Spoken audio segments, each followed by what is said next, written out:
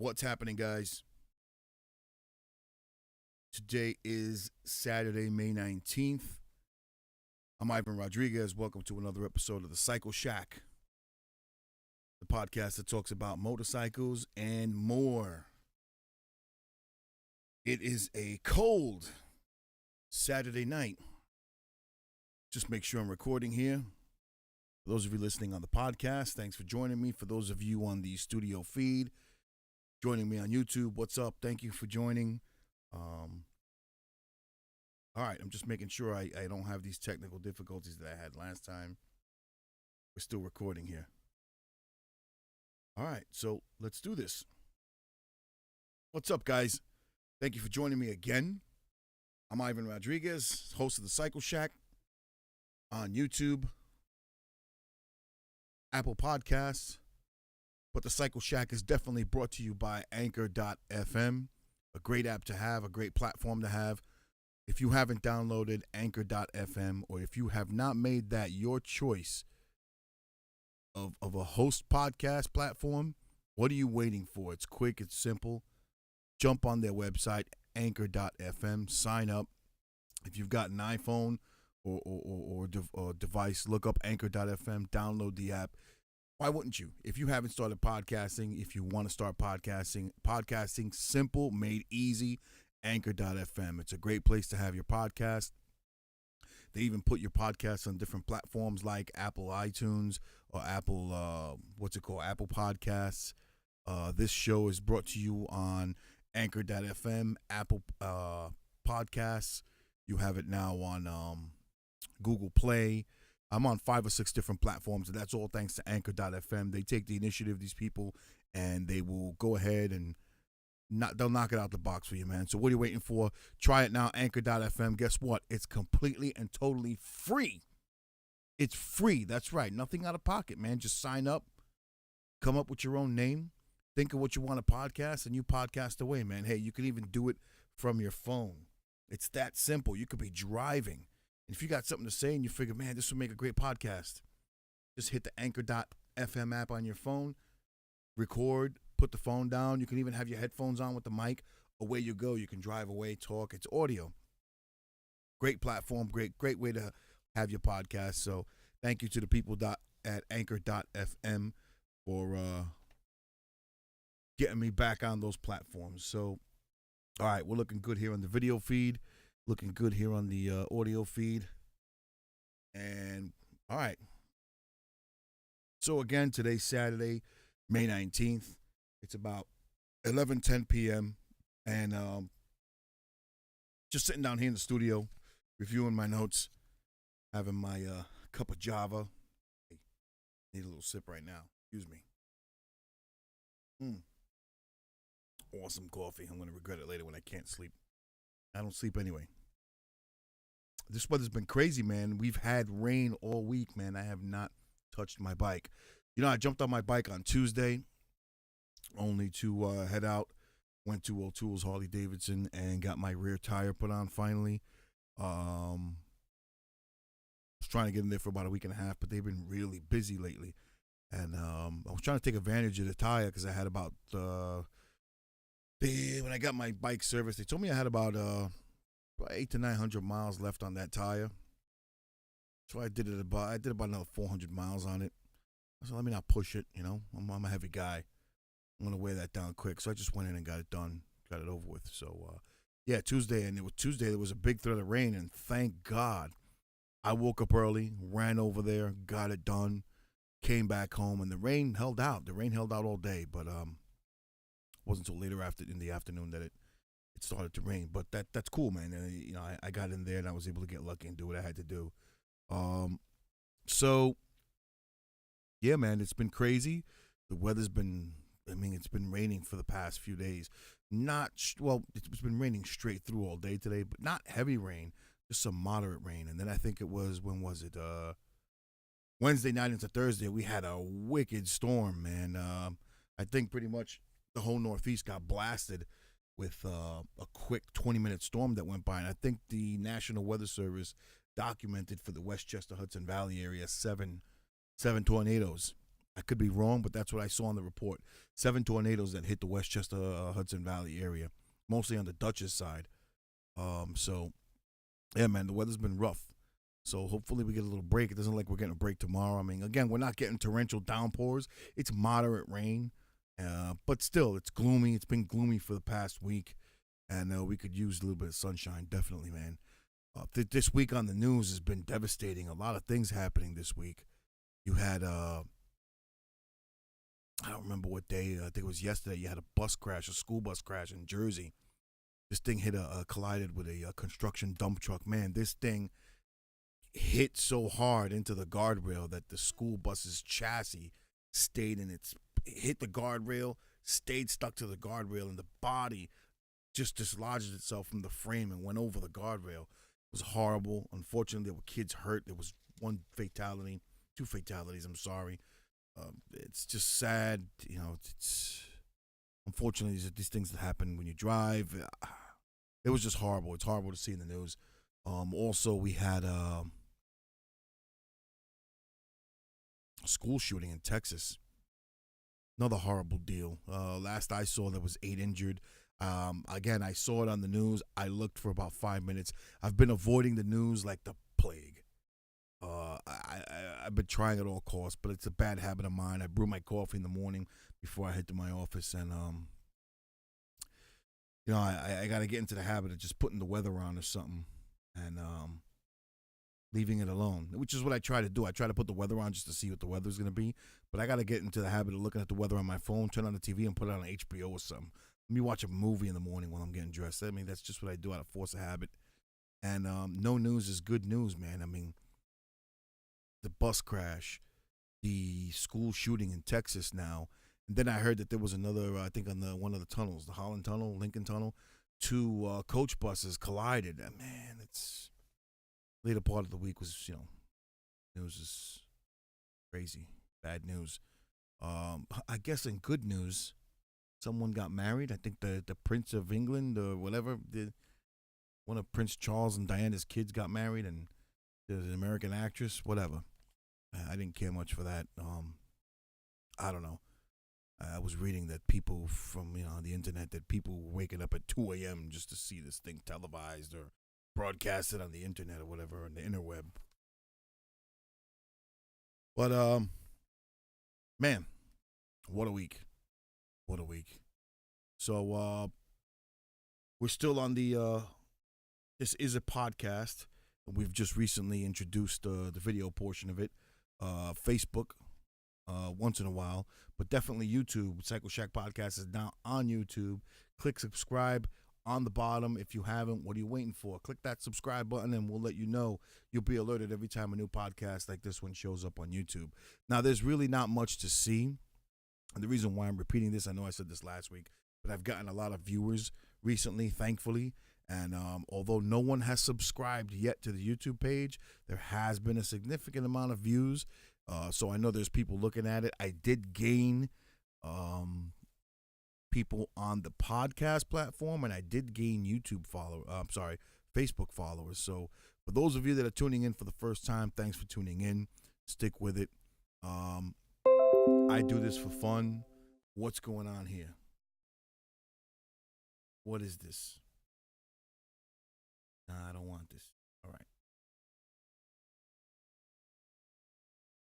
Stop recording here. Okay. All right, we're good. So anyway, I do the show on YouTube just to gain more followers. It's not nothing visual.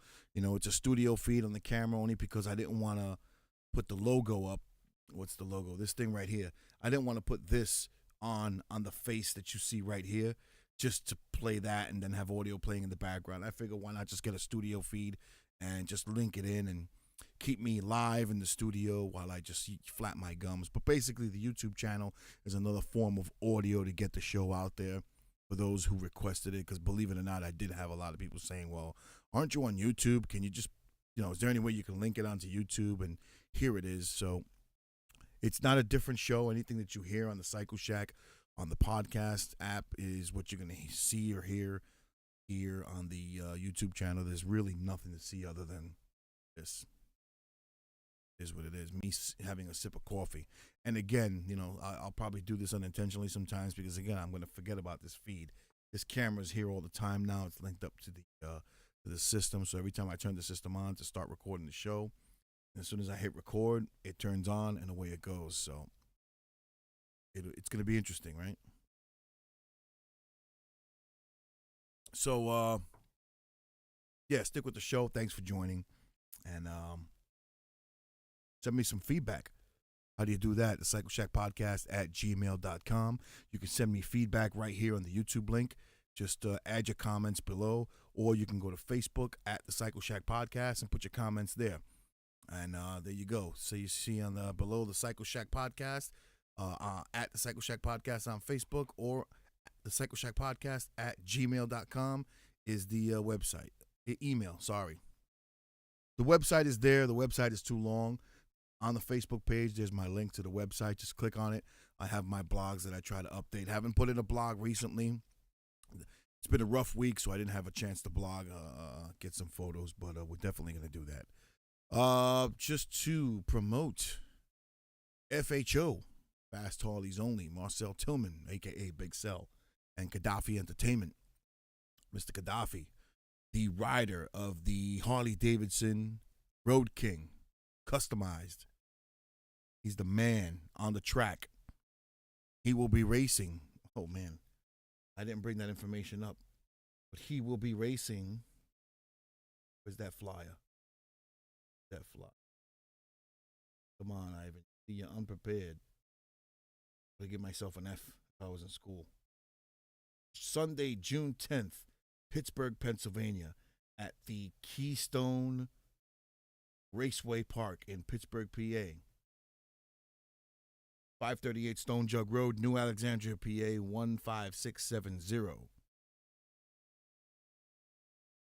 For more information, dial 412-512-2339. Again, Harley-Davidson Bagger Racing at its finest. These are the same guys that did it last year. It was great. They did it, I think, at the Atlanta Dragway, and I think that Dragway wasn't as forgiving as they thought it was going to be. It was a horrible strip. So they're going to Pittsburgh this year and doing it then, so hopefully they have better luck. The last time, guys, that I did this on YouTube, I keep focusing down here because I must have touched something. If you look at the YouTube page, I must have maybe did something where I had to split the recording in two because I realized that at 15 minutes into the show, it stopped recording for some reason. And I don't know why. So I'm live right now and I am recording still.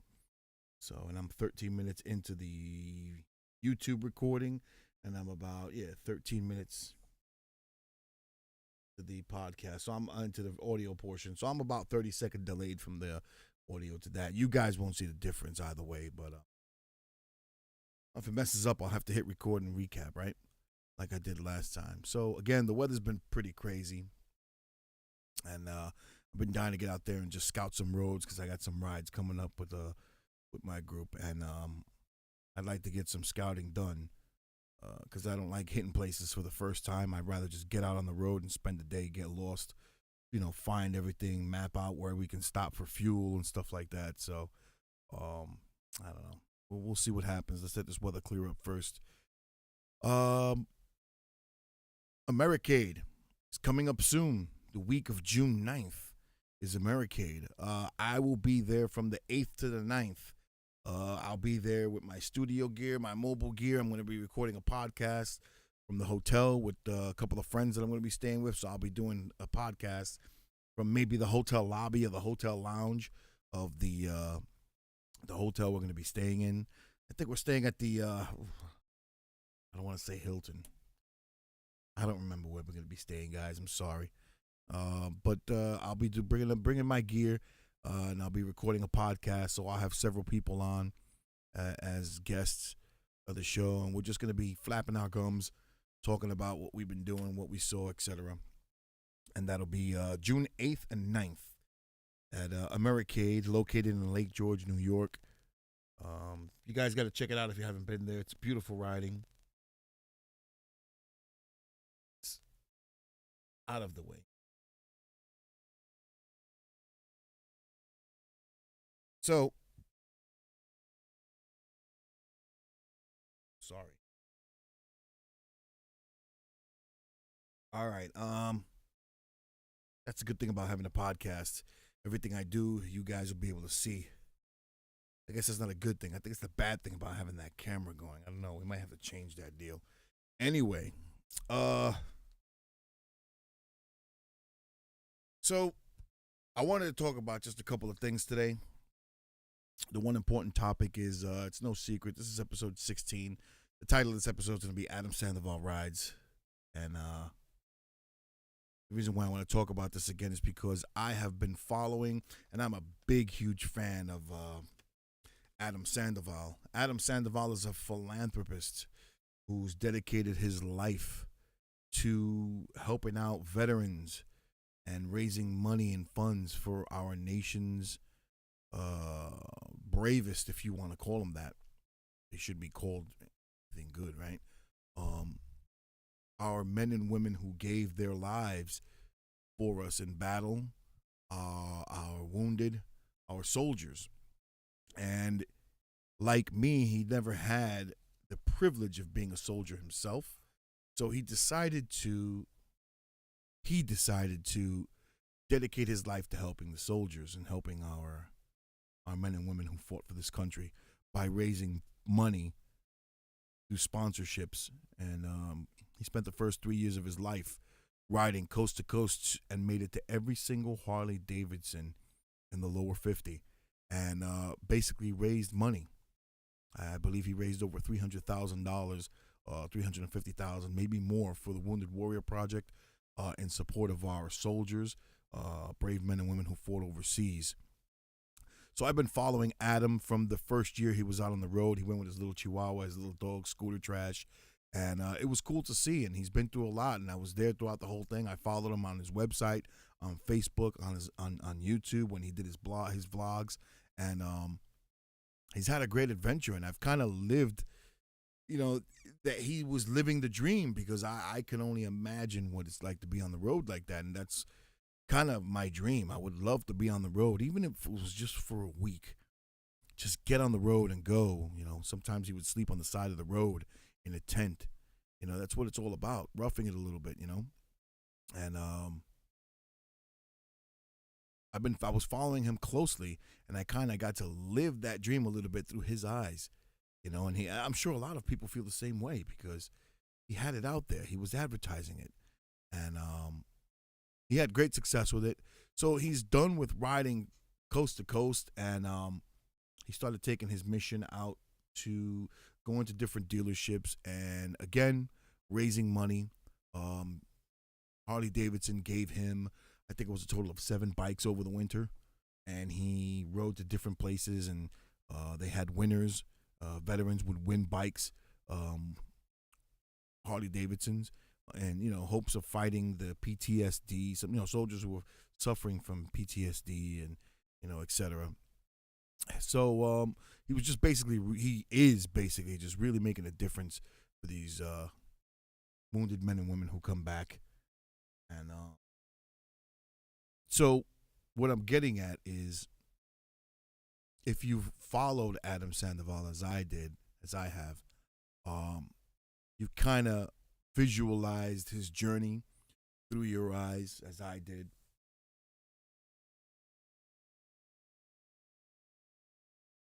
Got to see him through his good times and his bad times. There was one part that his health was suffering a little bit, and he didn't have medical care, and people went in and got him hooked up at doctor's offices, go here, go there, and he got seen by a doctor, etc. He really unselfishly, none of that money went for him. The money that was donated went straight to a cause, and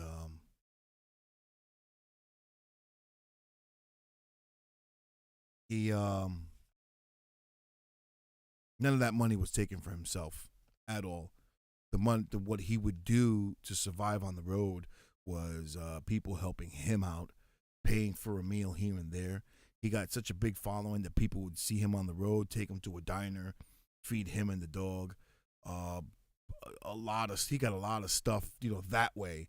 None of the money to the donations ever went directly to him at all. or funded him going across country. Um, so he even had an accident that sidelined him for months, a real bad accident, which caused him to walk with a permanent limp. And leading up to what's going on now, and even though now his journey on the road that way is over, he's still riding hundreds of miles to get to places, but it's putting on meet and greets and shows, etc. Again, campaigning for soldiers, for our veterans. And in recent events, he was working towards, okay, now even though it may have seemed like he was being sponsored by Harley Davidson, he was actually being sponsored by individual Harley Davidson, individually owned dealerships. And it was up until recently that he was trying to work for, I guess, years. He was trying to work up to a corporate sponsorship with Harley Davidson. He was trying to get Harley Davidson, the company, to sponsor him. I think he said it was 11 months in the making or something like that. And he finally was ready to come to the table. With Harley. But, see the bad habits I have, I'm always cracking my neck. And see, I could have did that, but the camera caught me. So since I know the camera's watching me, I got to excuse myself. Anyway.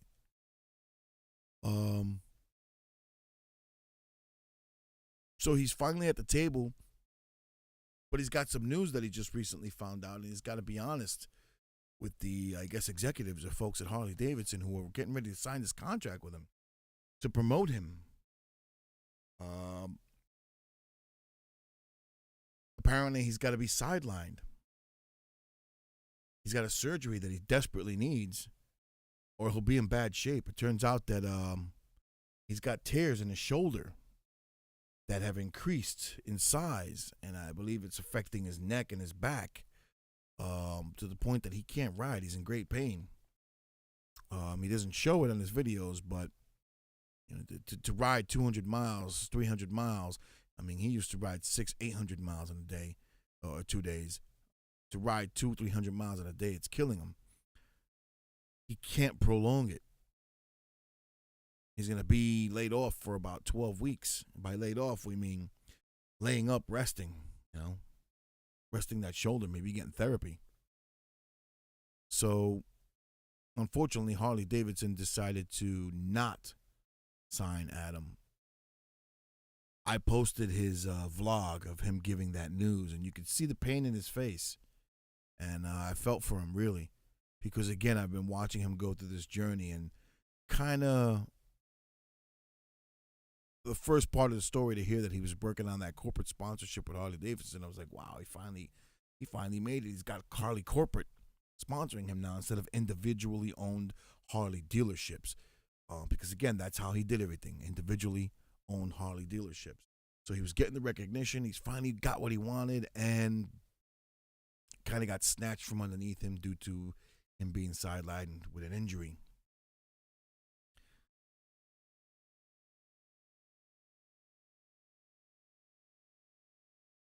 So, what does he do? Well, he made the vlog. He announced this, and I guess in typical fashion, some of the fans were upset by this because, again, I know I was upset by it. I felt for him. I didn't send any other comment, but hang in there and God bless. But you could see the pain in his face in that video. You could tell he was really sad, and he discussed that he's got other options coming up. He just has to take it in a different direction. So that was his first vlog. He did mention in that vlog that he's going to pursue, and he's been pursuing this for a little bit. He's been looking for a property because he wants to do a motorcycle vacation destination, so to speak, someplace where you can ride, like a campground. He wants to make a massive campground where motorcyclists can ride to and have and stay with their bikes on vacation and do different things. But he also wants to do this to make it veteran friendly. He wants everything to be either handicapped accessible. He wants cabins to be to accommodate people in wheelchairs, veterans in wheelchairs, so that way they can get around and not need the help. They can do it on their own. They can be totally mobile throughout the cabins. Sort of a handicap friendly environment, if you want to call it. It'll have all regular amenities, but he'll also have all the luxuries for those who are handicapped. So that's been a passion of his. So he's going to pursue that passion. He's got a property in mind that he's going to look to do, and hopefully he can partner up and get some things going, and that's the direction he's going. He stressed in a second vlog. Well, let me back up a bit. In that first video vlog, he mentioned that he was going to look into other options. He was going to pursue the campground. He was working on other deals immediately on other bikes that he was probably going to jump on and tour around and then show interest, because he was definitely looking at the adventure bike scene, and maybe he wanted to get an adventure bike and ride around on that and give a review, because again, reviews were a big part of what he did for sponsorship. He would get products from Kuryakin or whoever he got them from. He would review them and use them and show you how they worked. He would use them for a long period of time. Helmets, the two-way radio devices that you would hook up, Bluetooth. I mean, again, companies would send them to him. He'd use them for a few weeks and then review it. So that's how he was, making ends meet, I guess, so to speak. So he had those type of sponsors. So he wanted to get into maybe other bike sponsors that would maybe get him an adventure bike, or he says he's definitely looking at a possible, and I stress this and I could be wrong, so don't quote me on this, but he did mention for sure that he was looking for a possible opportunity for Zero Motorcycles, which is the company that manufactures electric bikes, which I'm not too fond of.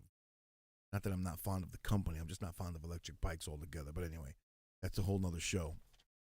Or, possible, possibility to jump on a Zero motorcycle and, do some, ride and give a review, whatever it is.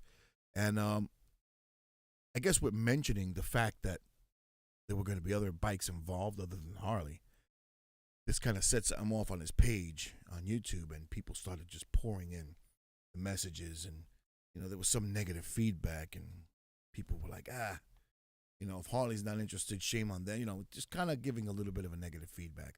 So he had that second vlog, and he says, "Oh, guys, hang on, hold the phone. This is not a Harley bashing thing, it was business. Harley Davidson, I couldn't perform for them, so they had to, again, in business, back off and do what they had to do. It was a business decision. It was not that he was severing ways with Harley altogether.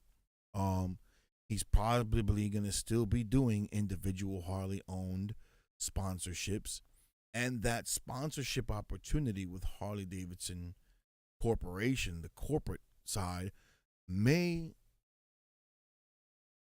that door may reopen for him. But the fact remains that the door was there now, and he couldn't take it. He had to be honest with himself and honest with them. So he told them, "Guys, I need a surgery. I'm going to be sidelined." It didn't pan out, I guess. It didn't, they had to unfortunately make a business decision, and that's exactly what it was, a business decision. Again, he emphasizes that he loves the bikes, loves Harley Davidson. Any opportunity he gets to promote the brand, he will do so. So again, this is not, hats off to him. Like when I saw both video logs, I was impressed.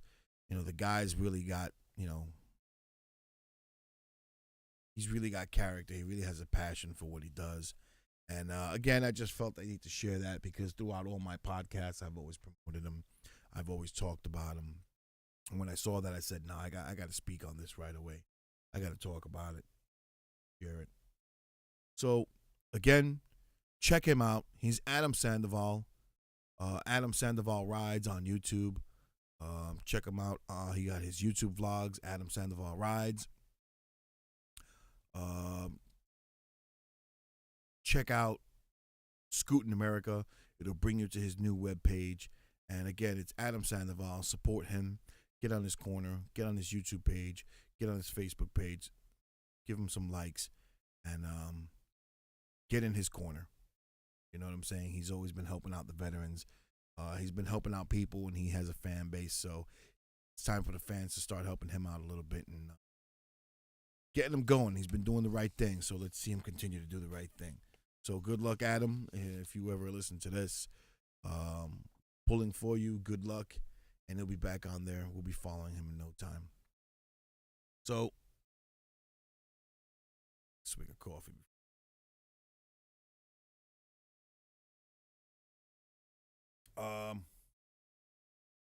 I've mentioned this about 2 other times on the podcast, and I got to mention it again because I get on a lot of Harley forums or motorcycle forums in general, guys, because again, it's not just a Harley forum. Actually, this particular thing, I really didn't get. Well, I got it.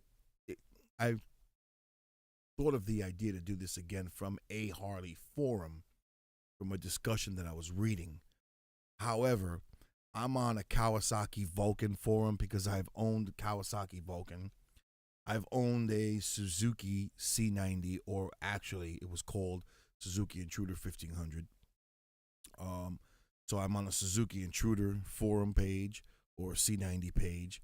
I'm also on a forum for Yamaha V-Star because I've owned that one. Actually, that Yamaha V-Star was very close to a Harley Davidson in sound and look. And I want to say, I won't say totally performance, but the bike performed flawlessly.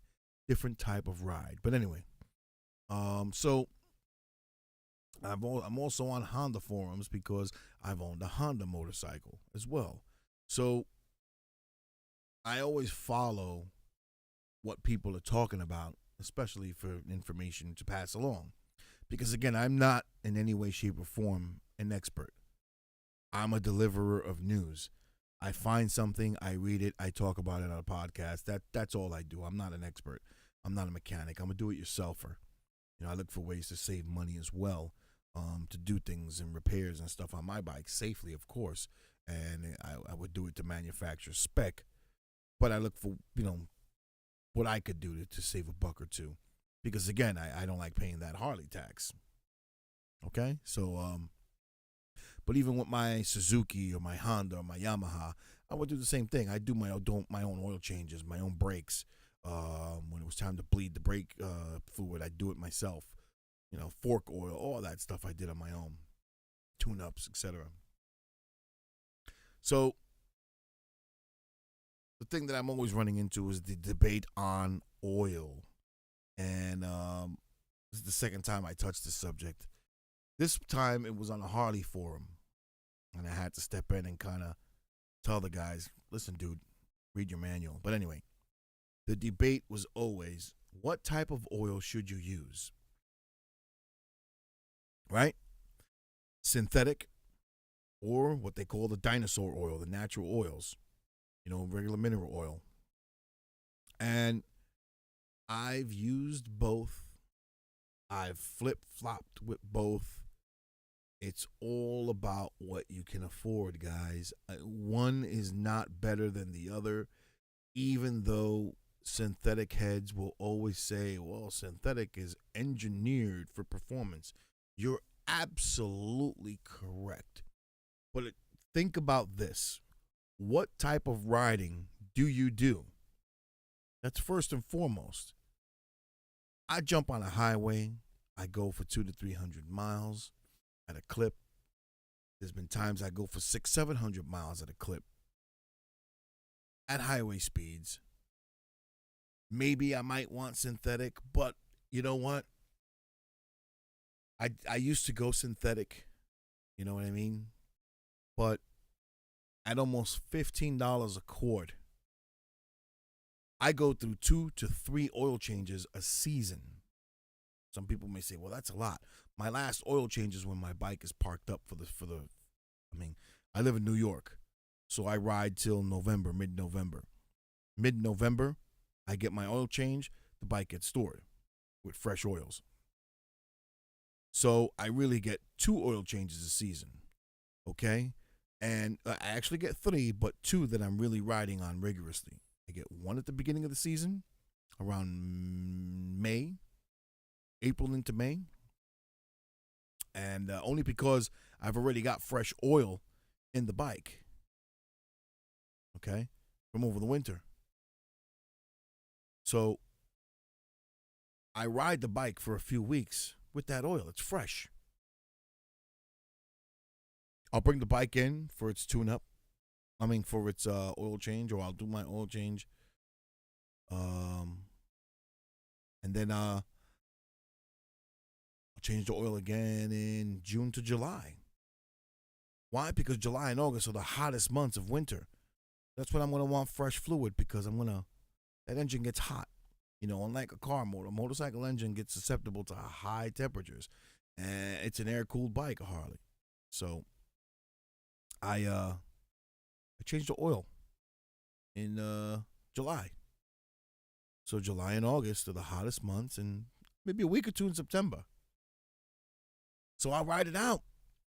And I won't change the oil again till late October, early November. Bike's going to sit for the winter. So to pay $13, $14, $15, I've seen, okay, some performance synthetic oils, because again, everybody looks for performance. The big name stuff, I've seen it at $19 a quart.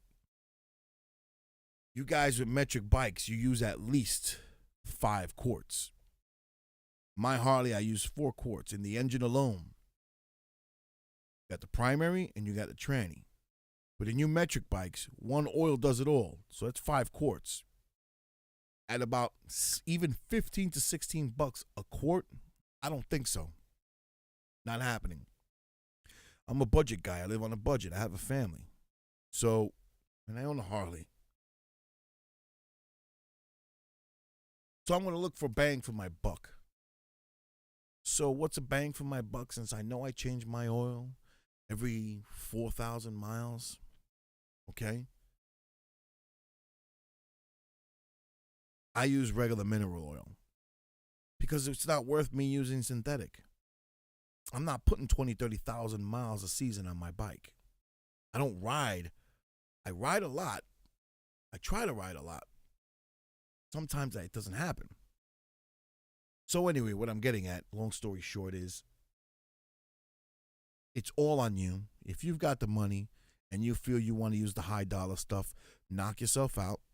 The only difference with the two is that one needs an oil change before the other.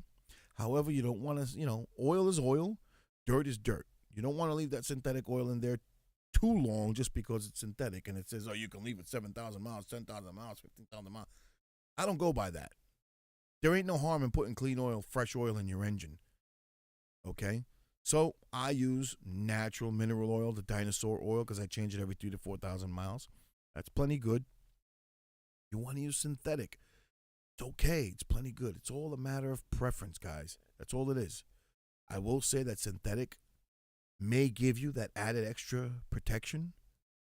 But again, what do you use the bike for? Are you on the track with it? Are you riding hard all the time? Do you commute with your bike? Because that makes a difference also. So these are things to consider. I will say that synthetic is thinner. For you guys that are using synthetic, it's a very thin oil. So it gets to places that, not that the other oil won't get to, but it's got to circulate. It's got to constantly circulate. So it's a thinner oil. That being said, thinner oil, more noise. So be prepared. You switch to that thinner oil, that synthetic oil, there may be a little more clinging and clanging involved. Not to worry. If it's bad, you don't like the way it sounds, switch back. That's all. I stay natural. I've learned that natural works for me, but other than that, on my other bike, I used Mobil 1. Why? Just because I got the best performance out of it. Okay? I used, what did I use on my, I forgot what I used for my transmission. I used a separate oil. It wasn't synthetic. It was a synthetic. The heck was the name of it? Anyway, it was gear oil. Okay? I used gear oil for my transmission, a synthetic gear oil. And I used Mobil 1 for my primary and my engine. That was on my '08 Ultra Classic, 105th anniversary edition. On this bike, I used natural, and I plan on staying natural. All right? I used the Harley Davidson regular 2050 and the Harley tranny fluid for the primary and the whatever. I'm going to stick with it. I am. You know, it's no sense. Now, for you guys that run the metric bikes, I'm gonna give you a tip, and I've given this tip before, so it's not new. And you do your research. It worked for me when I had my bikes, and it saved me a fortune because, again, $15-16 for synthetic at a clip, a quart, and you need 5 quarts in those metric bikes. All right, guys, don't tell me no, because in my Suzuki, my Yamaha, all of them, I needed 5 quarts. Okay, 4.5 at the least, but 5 quarts pretty much. I used Shell Rotella T6 5W40. You look at the back of that bottle and it says JSO MA. It says JSO MA, and I know this for a fact. Shell Rotella, blue bottle, T6 5W40. It's fully synthetic. It's a diesel fuel oil. You can use that. And that's what I used on my metric bikes. Flawless performance. Do you know how much it costs? It went up in price. When I used to buy it, it cost $21.95 at Walmart. Okay, for the 5-quart gallon size. It's now, I looked it up today, it's $22.47 in Walmart. You add up $15 per quart. That's $60 for 4 quarts. You're short a quart, right?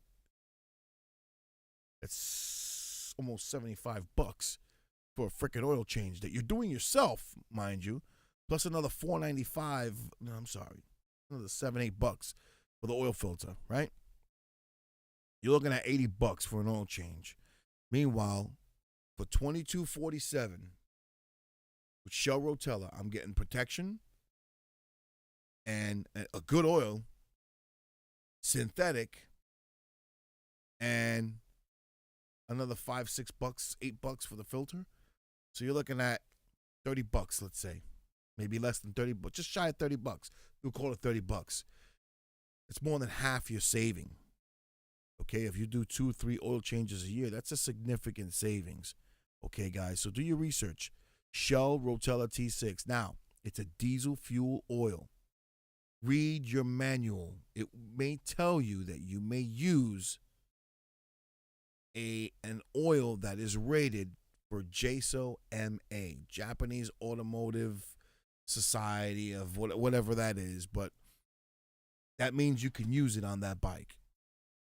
If you read your Harley manual, for all you Harley Davidson guys, your engine oil, you can use this. You can use the dinosaur blend of it because it tells you if you must use motorcycle 2050, preferably Harley Davidson, right? Because they want to promote their oil brand. But in the event that it is not able to be purchased, it says this in the manual, you may use a comparable diesel fuel oil or equivalent till you get to an authorized Harley Davidson service center, because again, they want you to use their oil. What they're telling you is, yeah, you can use the diesel fuel. I'm going to tell you why you can use the diesel fuel. Diesel fuel oils, and not all of them. Again, it's got to be JSO MA rated in the back. Look at the back. The reason why you can use the diesel fuel oil is because it doesn't have friction modifiers. Natural oil, regular car oil has friction modifiers. It's got to keep the lubricity, the viscosity. So they add all these additives in it for friction modification. So it's always fast and moving and lubricating. That's not good for a wet clutch. A motorcycle uses a wet clutch system.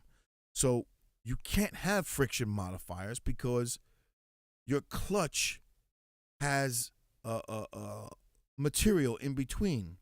It's if you have friction modifiers, it's gonna slip. Your clutch is gonna slip, and you're gonna slip, and you're not gonna gear right. The bike's not gonna ride right.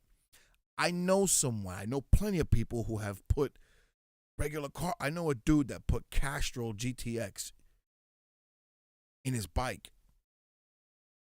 The bike would ride horrible after second or third gear, and it was horrible. The second he dumped that oil and put his it was the oil. The second he dumped that oil and put motorcycle oil, bike worked again through all the gears.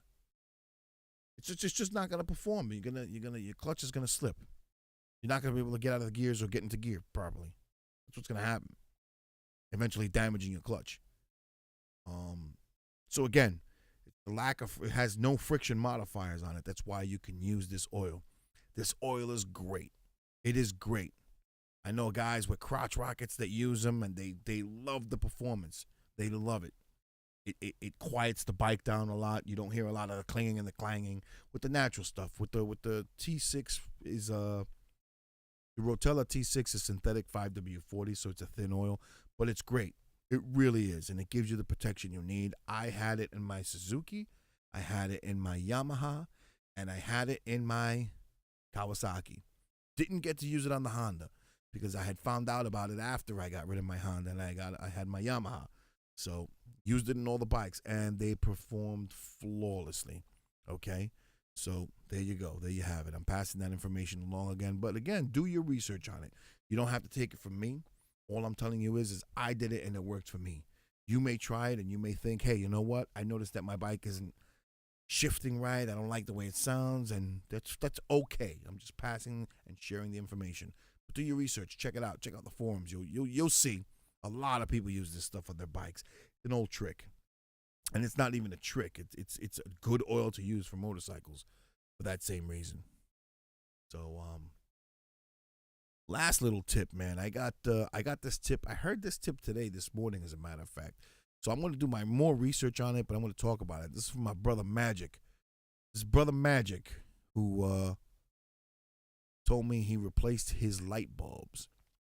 He just got the 2018, I'm sorry, 115th anniversary Street Glide in the blue denim with the eagle all over it. Beautiful bike. But you figure you spend so much money on this bike and it didn't come all LED'd out.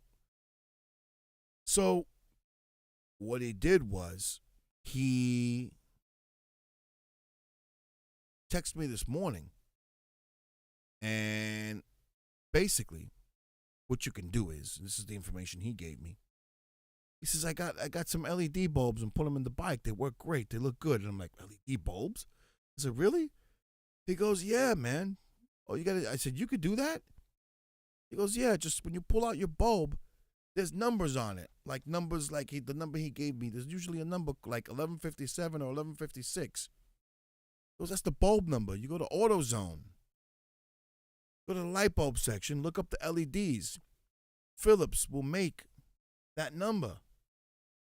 It'll look exactly like the regular bulb, except the top of it will be LED. It costs more, but it's still less than going out and retrofitting your existing turn signal lamps with the LED kits. Or you can buy the LED bulb for your headlight and pop it on, and you'll get a nice bright LED. You reduce your amperage, you reduce the load on the bike, on the charging system, and on the battery. I said, man, that's a great idea. I said, but wouldn't you need a load balancer? Because I've researched that sometimes when you go with these LED bulbs, you need a load balancer. But apparently that's not a problem according to Magic, it's not a problem for anything after 2014 and older. Or 2014 and newer, rather.